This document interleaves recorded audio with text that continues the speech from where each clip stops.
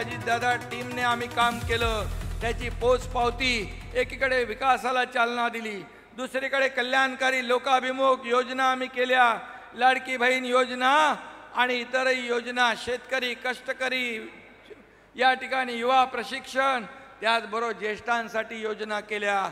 मी आपल्याला एवढंच सांगतो, लाडक्या बहिणी पण इकडे आहेत, कोणी किती विरोधकांनी आरोप प्रत्यारोप केले तरी सुद्धा लाडकी बहीण योजना कधी बंद होणार नाही।